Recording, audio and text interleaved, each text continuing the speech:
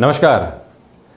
कर्क राशि वाले जातकों के लिए अप्रैल महीने में किस तरह की संभावनाएं बन रही है और क्या कुछ नेगेटिव एस्पेक्ट भी निकल कर सामने आते हैं, दोनों की चर्चा कर लेना अत्यधिक आवश्यक हो जाता है जब हम मासिक राशिफल के माध्यम से आगे बढ़ने की शुरुआत करते हैं। तब आप यहाँ सर्वप्रथम देखिए कि कर्क राशि वाले जातकों को न तो अभी ढैया चल रही है और न ही शनिदेव की 7.5, तो किस तरह के परिवर्तन उनके लिए जीवन के विभिन्न क्षेत्रों के अंदर फलाफल की दृष्टि से निकल कर आएंगे और साथ ही कौन से क्षेत्रों के अंदर उनके लिए संभावनाएं प्रभावी तौर पर निकल रही है, इसकी हम चर्चा करेंगे।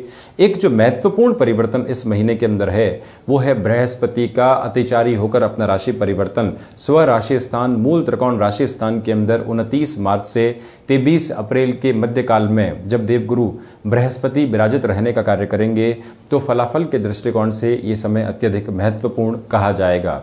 आप देखिए कि शिक्षा हो, स्वास्थ्य हो, व्यवसाय हो, नौकरी हो, प्रबंधन हो, कुटुंब और इसके साथ में लिक्विडिटी का फ्लो, वाणी के साथ में तारतम्य स्थापित करने वाली स्थितियां और इन सबसे महत्वपूर्ण सुख का पूरे तरीके से एहसास और आभास होते चले जाना, ये सब कुछ एक पिलर है, एक अमलगमेटिव अप्रोच है जिसके साथ में जिंदगी आगे बढ़ती है और साथ ही खर्च करने की क्षमताओं का लगातार हमारे जीवन के अंदर प्रभावित होते चले जाना और प्रवाहित होते चले जाना, ये सब कुछ मुख्य आधार हैं।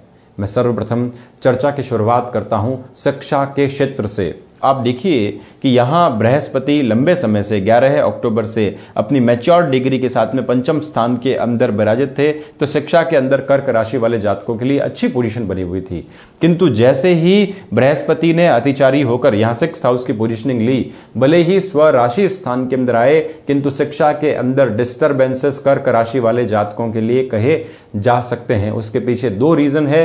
एक तो देखिए मंगल ने 22 मार्च से ही अपने राशि स्थान अपने मूल त्रिकोण राशि स्थान से परिवर्तन करके शुक्र के राशि स्थान के अंदर यानी कि पंचमेश ने शुक्र के राशि स्थान के अंदर जैसे ही जाने का कार्य किया, पहले देखिए आप पंचमेश दशम स्थान के अंदर विराजित थे, अब जैसे ही एकादश स्थान के अंदर आए कई तरीके की फैसिनेटेड अप्रोच निकलकर सामने आती है।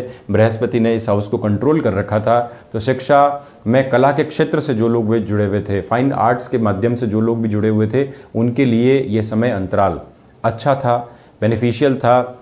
साथ ही अगर आप टेक्निकल एजुकेशन भी ले रहे थे तब भी पंचमेश की दृष्टि के हिसाब से यानी मंगल की पोजीशन के हिसाब से टाइम अच्छा था। यहाँ अभी जो डिस्टर्बेंसेस निकल कर आएंगे उसमें फैमिलियर अप्रोच प्रमुखता के साथ में रहेगी, यानी कि फैमिली के अंदर कई बार जो तनाव आते हैं, डिस्टर्बेंसेस आते हैं, प्रत्यक्ष और अप्रत्यक्ष तौर पे परिवार के प्रत्येक सदस्य को और साथ ही साथ में जो शिक्षा अध्ययन कर रहा व्यक्ति है, बच्चा है, उसके ऊपर पूरे तरीके से प्रभाव नेगेटिव इंपैक्ट डालने का काम करते हैं। वहां से आप संभल कर चलिएगा। जो भी बृहस्पति संबंधित उपासना पद्धतियां हैं, मंगल संबंधित उपासना पद्धतियां हैं, कार्तिकेय की पूजा उपासना पद्धति जो है उसको जरूर दोहराना चाहिए, तो शिक्षा के अंदर यह समय फिर भी ठीक ठाक आ जाएगा। अन्यथा कई तरीके की आपके लिए दिक्कतें निकलकर सामने आने का कार्य कर सकती है। किसी भी नए मैनेजमेंट एग्जाम को देकर अगर आप किसी इंस्टीट्यूट के अंदर जाना चाह रहे थे, विशेषकर बाहर के किसी इंस्टीट्यूट में जाना चाह रहे थे, कॉलेज को पूरे तरीके से सार संभाल कर लीजिएगा, वहां की व्यवस्थाओं को पूरे तरीके से देख लीजिएगा, उसके बाद ही अपने कदमताल को आगे बढ़ाइएगा। अन्यथा वहां भी डिस्टर्बेंसेस वाली अप्रोच निकलकर सामने आने का कार्य कर सकती है, उसके बचकर चले हम तो बहुत ही अच्छा। साथ ही साथ में आप एक पोजीशन देखिए कि सुखेश होकर शुक्र यानी कि चतुर्थेश होकर शुक्र जब भी यहाँ नवम स्थान के अंदर विराजित हो जाते हैं तो व्यक्ति के जो भौतिक सुख हैं वो लगातार बढ़ते हुए दिखाई देते हैं। मटेरियलिस्टिक लाइफ के अंदर अगर कोई कमी थी तो वो बढ़ोतरी की तरफ जाती है, यानी कि उसमें एक पूर्णता का बिंदु पूरे तरीके से लगकर सामने आने का कार्य करता है। उस दृष्टिकोण से इस समय को हितकर कहा जा सकता है। सूर्य 14 अप्रैल को अपनी गति को परिवर्तित करके कर्क राशि वाले जातकों के लिए जब उच्चस्थ विराजित हो जाएंगे यानी कि दशम स्थान के अंदर विराजित हो जाएंगे, तो कर्म के अंदर जो भी व्यवधान थे, अगर आप लंबे समय से एक ही जॉब के अंदर अटके हुए थे तो जाते जाते सूर्य इन 14 दिनों के अंदर पराक्रम दिखाएंगे और फिर जब कर्म स्थान के अंदर आएंगे तो इस समय को अच्छा कहा जाएगा। यानी कि अगर आप जॉब चेंज करते हैं और जॉब चेंज करने के बाद में अपने करियर को सेटल करने की तरफ जाना चाहते हैं, this time is really beautiful for you. ये समय आपके लिए बहुत ही शानदार है। साथ ही साथ में कर्म स्थान के अंदर जब सूर्य आ जाते हैं तो कर्म को प्रखरता देते हैं। जो भी एग्जिस्टिंग वर्क प्लेस के अंदर हैं उनके नाम की बढ़ोतरी की सूचनाएं उनको पूरे तरीके से मिलेगी। आपको बाहर जाने के ऑफर भी इस टाइम फ्रेम के अंदर मिल सकते हैं। आप देखिए, शुक्र उच्चस्थ, सूर्य उच्चस्थ और मंगल लाभ स्थान के अंदर विराजित पंचमेश होकर ये तीनों ही स्थितियां व्यापार से जुड़े हुए जो कर्मशील लोग हैं, जॉब से जुड़े हुए जो कर्मशील लोग हैं, उनको भाग्य का सहारा, इसके साथ ही साथ में कर्म का सहारा और लाभ की पूरी स्थितियां उनके लिए जब बनते हुए दिखाई देती है, तीनों ही पोजीशंस आपके लिए हित साधने का कार्य करेगी पूरे तरीके से। साथ में ही आप देखिए कि सप्तमेश होके जब शनि यहां षष्ठ स्थान के अंदर खुद से द्वादश आ जाते हैं, तो यहां एक चीज को सबसे पहले नोट करना चाहिए, वो ये है कि अगर आप स्टील के व्यवसाय से जुड़े हुए हैं, रियल एस्टेट के व्यवसाय से जुड़े हुए हैं, कंस्ट्रक्शन के व्यवसाय से जुड़े हुए हैं, तो सौदेबाजी के अंदर कहीं भी जल्दबाजी मत दिखाइएगा। बड़ी ही आराम तलबी के साथ में चलने का कार्य कीजिएगा, क्योंकि वहां पे डिस्टर्बेंसेस निकल कर सामने आने का कार्य पूरे तरीके से आपके लिए कर सकते हैं। इस स्थिति को इतना हित कर नहीं कहा जा सकता इन क्षेत्रों के माध्यम से, किंतु अन्यत्र क्षेत्रों के माध्यम से व्यापारिक स्थितियां लाभ वाली बनी हुई है।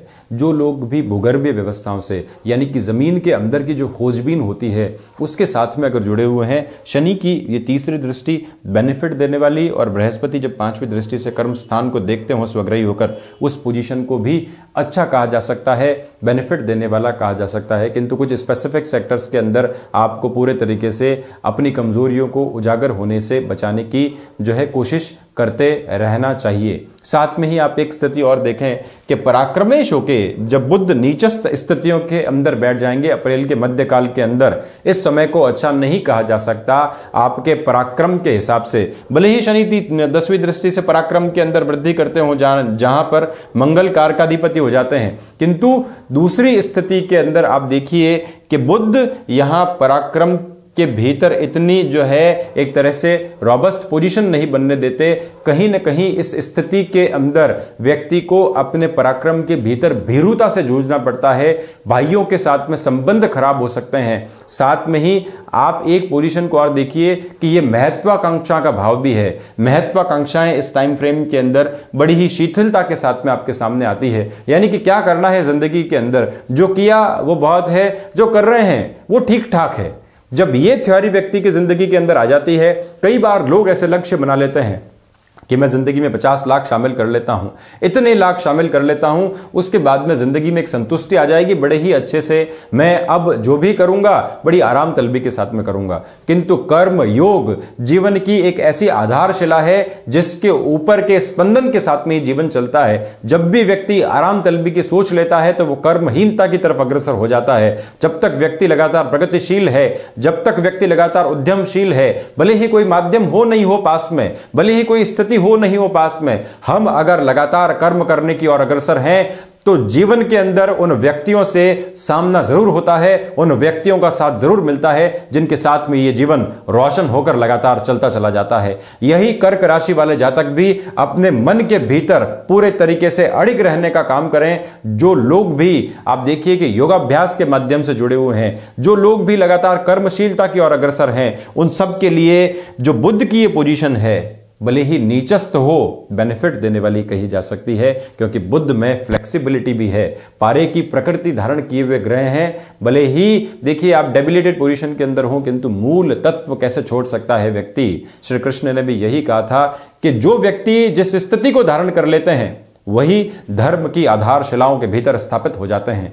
तो यहां पर बुध अपनी मूल प्रकृति नहीं छोड़ेंगे। सूर्य और बुध का बुधादित्य योग भले ही शॉर्ट टर्म के लिए बने, किंतु बेनिफिट देने वाला होगा। समय को पहचाने, इंट्यूटिव पोजीशंस आपके इस महीने के अंदर अच्छे से निकल कर आएगी, तो वो सार्थकता के साथ में आपके जीवन के सारे हितों का समाधान करने वाली होगी। गृहस्थ के हिसाब से इस समय को इतना अच्छा नहीं कहा जा सकता, वहां से प्रॉब्लम्स निकल कर सामने आ सकती हैं। बचकर चलें, धैर्य धारण करें तो बहुत ही बेहतर इसके साथ में ही आप एक चीज और देखें कि कर्क राशि वाले जातक मन से बहुत कमजोर होते हैं, इमोशनल बहुत अधिक होते हैं, जज्बाती बहुत अधिक होते हैं और आज के दिन के साथ में पूरी जिंदगी को जोड़कर देखने का कार्य करते हैं। जो व्यक्ति अपने लक्ष्यों को बहुत ऊपर तक नहीं पहुंचाता, सिर्फ आज ही पूरी जिंदगी की कैलकुलेशन कर लेता है, उसके सीखने के अंदर न्यूनता आती चली जाती है। जीवन के इस परिदृश्य के अंदर लगातार जो व्यक्ति सतत कर्मशील है वो बढ़ता चला जाता है। अपनी इमोशनल जो पोजीशंस हैं उसको कम कीजिए, इमोशनल पोजीशंस को इमोशनल इंटेलिजेंस के अंदर परिवर्तित कीजिए, फिर देखिए जीवन किस तरह से चमत्कारिक रूप से आपके लिए रिजल्ट सामने लेकर आने का कार्य करता है।